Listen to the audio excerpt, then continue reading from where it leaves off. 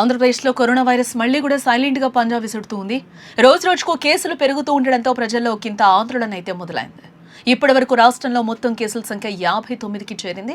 కొత్తగా విశాఖపట్నంలో 6, విజయనగరం, అనకాపల్లి, నెల్లూరు జిల్లాలో ఒక్కో కేసు అయితే ఇప్పటికే బయటపడ్డాయి. రాష్ట్రంలో 531 మంది అనుమానితులను టెస్టులు చేయగా 4 ఇప్పటికే చనిపోయారు. ప్రస్తుతం 24 మంది ఇంటి దగ్గర చికిత్స పొందుతుంటే 20 మంది రికవర్ అయ్యి కూడా డిశ్చార్జ్ అయ్యారు. మరో 11 మంది ఆసుపత్రిలో చికిత్స పొందుతూ ఉన్నారు. అత్యధికంగా విశాఖ, తూర్పుగోదావరి జిల్లాలో 11 చొప్పున కేసులున్నాయి. దీని గురించి మరిన్ని వివరాలు అందించేందుకు రీజనల్ రిపోర్టర్ భరత్ లైవ్ లో ఉన్నారు. ఎస్ భరత్, ఏంటి కంటిన్యూస్గా కూడా మనం కరోనా కేసులు మనకి పెరుగుతూనే ఉన్నట్లుగా కూడా కనిపిస్తూ ఉంది. విశాఖలో కూడా ఎక్కువగా కేసులు నమోదవుతున్న సిచ్యువేషన్స్ అయితే కనిపిస్తున్నాయి. ఏంటి? ఏదైతే కరోనా చాప కింద నీరులా ఆంధ్రప్రదేశ్ లో రోజు రోజుకి విస్తరిస్తున్నటువంటి పరిస్థితి కనిపిస్తా ఉందని చెప్పొచ్చు. మరీ ముఖ్యంగా అత్యధికంగా అయితే మాత్రం తూర్పు గోదావరి, విశాఖ జిల్లాల్లోనే 11 కేసులు నమోదైనటువంటి పరిస్థితి అయితే కనిపిస్తా ఉంది. లేటెస్ట్ గా అయితే విశాఖలో 6 కేసులు రాగా, విజయనగరం దాంతో పాటుగా అనకాపల్లి జిల్లాల్లో ఒక్కొక్క కేసు నమోదైనటువంటి పరిస్థితి.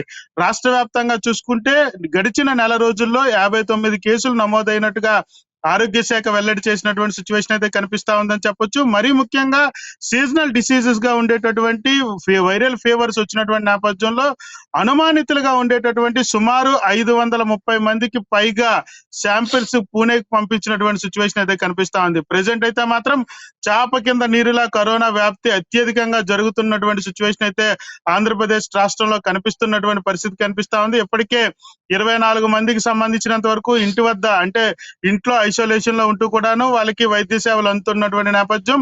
మిగిలిన వాళ్ళు ఎవరైతే ఉన్నారో హాస్పిటల్లో కొంతమంది వైద్య చికిత్సలు అందిస్తున్నటువంటి సిచ్యువేషన్ అయితే కనిపిస్తా ఉందని చెప్పొచ్చు. మరీ ముఖ్యంగా ఏదైతే కరోనా వ్యాప్తికి సంబంధించినంత వరకు రాష్ట్ర ప్రభుత్వంతో పాటుగా ఆరోగ్య శాఖ అప్రమత్తం చేసినటువంటి పరిస్థితి కనిపిస్తా ఉందని చెప్పొచ్చు. మరీ ముఖ్యంగా ఉత్తరాంధ్రకి సంబంధించినంత వరకు కేజీహెచ్ లో ఇప్పటికే దానికంటూ కరోనాకి సంబంధించినంత వరకు ప్రత్యేక వార్డుల ఏర్పాటుతో పాటుగా 24/7 వైద్య సిబ్బంది అందుబాటులో ఉండే విధంగా కూడాను అధికారులు చర్యలు తీసుకున్నటువంటి పరిస్థితి కనిపిస్తా ఉంది. మరి ముఖ్యంగా కరోనా వ్యాప్తికి సంబంధించినంత వరకు కూడాను పూర్తిగా కూడా ప్రజలు మర్చిపోతున్నటువంటి సమయంలో నేనున్నానంటూ కూడా మరొకసారి కేసులు పెరుగుతున్నటువంటి నేపథ్యంలో డాక్టర్స్ అయితే మాత్రం ప్రజలను అప్రమత్తం చేస్తున్నటువంటి పరిస్థితి కనిపిస్తా ఉందని చెప్పొచ్చు. ఏదైతే ఇప్పుడు వచ్చేటటువంటి వేరియంట్ కి సంబంధించినంత వరకు కూడా అంత ప్రమాదకరం కానప్పటికీ కూడా చిన్నపిల్లలకు కానీ, గర్భిణీ స్త్రీలు, అదే విధంగా దీర్ఘకాలిక వ్యాధులతో బాధపడుతున్న వాళ్ళైతే మాత్రం ఖచ్చితంగా అప్రమత్తంగా ఉండాలంటూ కూడా వైద్యులు హెచ్చరిస్తున్నటువంటి సిచ్యువేషన్ అయితే కనిపిస్తా ఉంది.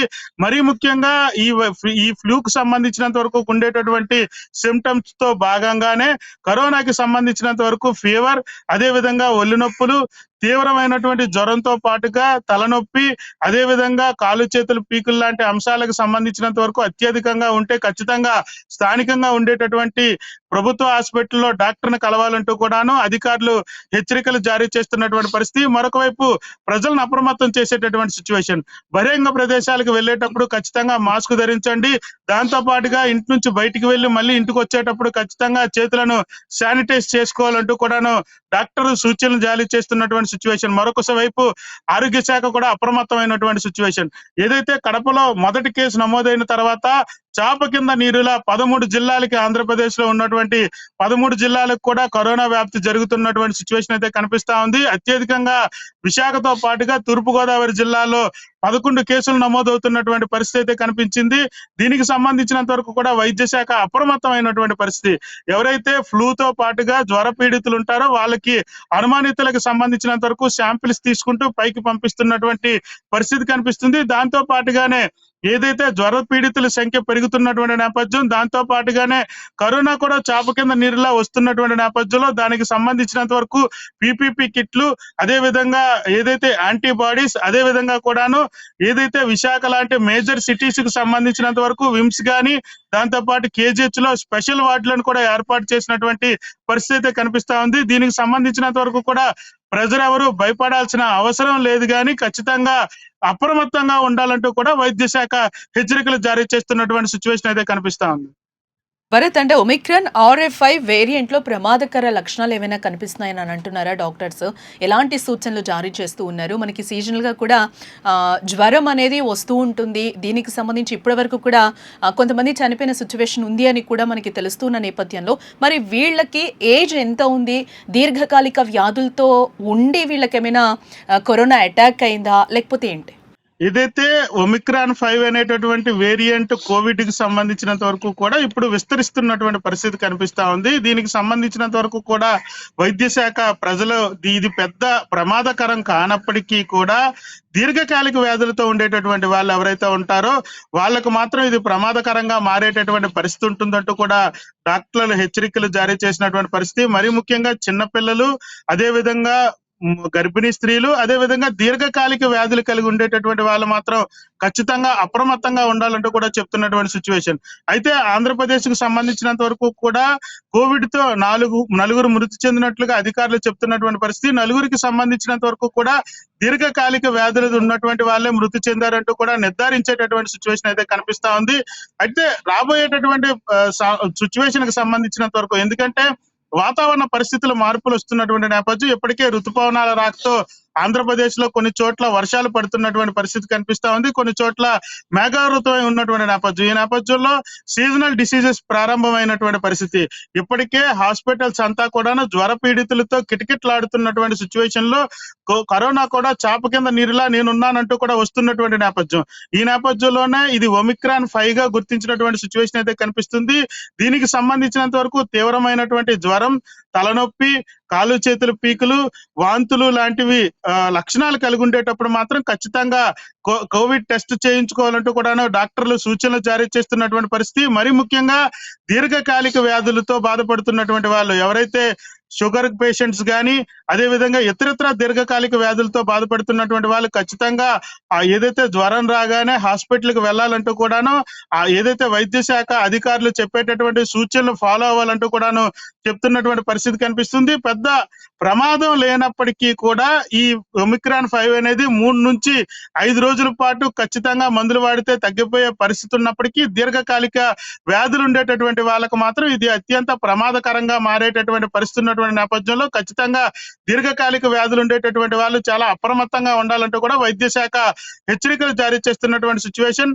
దాంతో పాటుగానే ప్రజలందరూ కూడా అప్రమత్తంగా ఉండాలంటూ కూడా చెప్తున్నటువంటి పరిస్థితి అయితే కనిపిస్తా ఉందని చెప్పొచ్చు.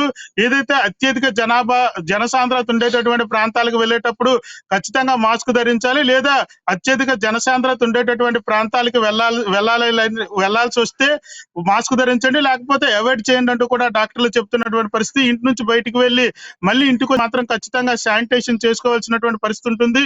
వీటన్నిటిని ఫాలో అయితే ఖచ్చితంగా ఇది పెద్ద ప్రమాదకరం కాకపోవచ్చు అంటూ కూడా చెప్తున్నటువంటి సిచ్యువేషన్. అయితే ఇప్పటికైతే మాత్రం రాష్ట్ర వ్యాప్తంగా 59 కేసులకు సంబంధించినంత వరకు యాక్టివ్ గా ఉన్నాయంటూ కూడా అధికారులు చెప్తున్నటువంటి పరిస్థితి.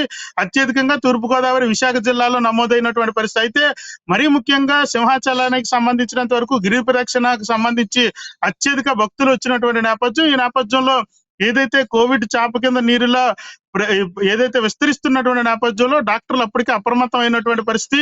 ఎవరికైనా జ్వరం వచ్చి కాలు చేతుల నొప్పులతో పాటుగా తలనొప్పి, అత్యధికంగా వేడి ఉండేటటువంటి పరిస్థితి ఉంటే ఖచ్చితంగా డాక్టర్ని కలవండి, అంతేగాని సొంత వైద్యం చేసుకోవద్దంటూ కూడా ఇప్పటికే డాక్టర్ల హెచ్చరికలు జారీ అయినటువంటి పరిస్థితి అయితే కనిపిస్తా ఉంది. దీనికి సంబంధించినంత వరకు విశాఖకు సంబంధించి KGH లో ఏదైతే కరోనా టెస్ట్ కి సంబంధించినంత వరకు కూడా టెస్ట్ కిట్లు ఏర్పాటు చేయడం అంటూ జరిగింది. దాంతో పాటుగానే 30 పడకలకు సంబంధించినంత వరకు ఒక వార్డును కూడా కేటాయించినటువంటి సిచ్యువేషన్ అయితే కనిపిస్తా ఉంది. ఖచ్చితంగా ఇది పెద్ద ప్రమాదకరం కానప్పటికీ కూడా అప్రమత్తంగా ఉంటే మాత్రం దీన్ని ఎదుర్కొనేటటువంటి పరిస్థితి ఉంటుందంటూ కూడా వైద్యులు చెప్పినటువంటి పరిస్థితి. అదేవిధంగా రాష్ట్ర ప్రభుత్వం కూడా పూర్తిగా అప్రమత్తమైనటువంటి పరిస్థితి. ఆరోగ్య శాఖకి కీలక ఆదేశాలు జారీ చేసినటువంటి సిచ్యువేషన్. ఎక్కడ కూడా PPP కిట్లతో పాటుగా ఏదైతే వ్యాధిగ్రస్తులు ఉన్నటువంటి వాళ్ళకి సంబంధించినంత వరకు యాంటీబయాటిక్ లాంటి మెడిసిన్స్ అన్ని కూడా అందుబాటులోకి తీసుకొచ్చినటువంటి సిచ్యువేషన్. ఎటువంటి పరిణామాలు ఉన్నప్పటికీ కూడా ఎదుర్కొనే దిశగా కూడా ముందుకు అడుగులు వేస్తామంటూ కూడా వైద్య శాఖ చెప్తున్నటువంటి పరిస్థితి అయితే కనిపిస్తా ఉంది. Right Bharat, thanks for the update.